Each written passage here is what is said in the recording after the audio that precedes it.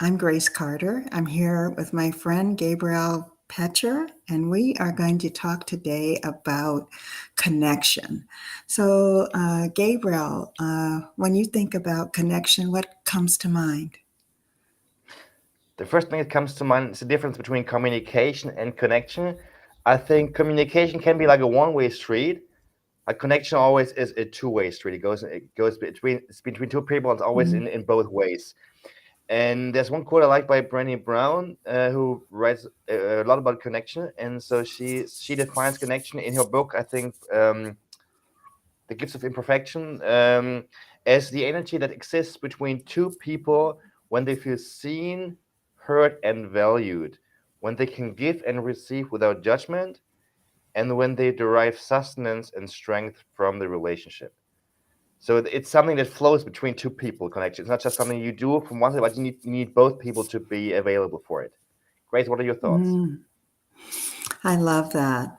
You know, it's not easy to research about this notion of connection without running across Brene Brown, and so I was focusing on what are those elements that create connection, and one of those for her was in this notion of vulnerability. In order to have connection with someone, you have to be vulnerable. And she says that is because belonging, true belonging, only happens when we present our authentic, imperfect selves to the world. Our sense of belonging can never be greater than our level of self acceptance. So, a really interesting and complicated notion.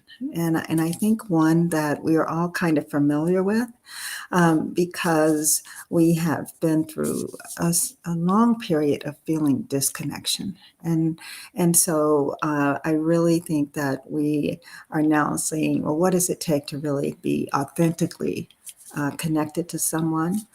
And and you know that notion of empathy and being able to contribute something to a relationship, the vulnerability piece, of course, but also this notion of inclusion. You accept someone just as they are, um, and in that you begin to perhaps increase your own intelligence around both them and what happens when people connect. That is, their uh, exponential intelligence together grows.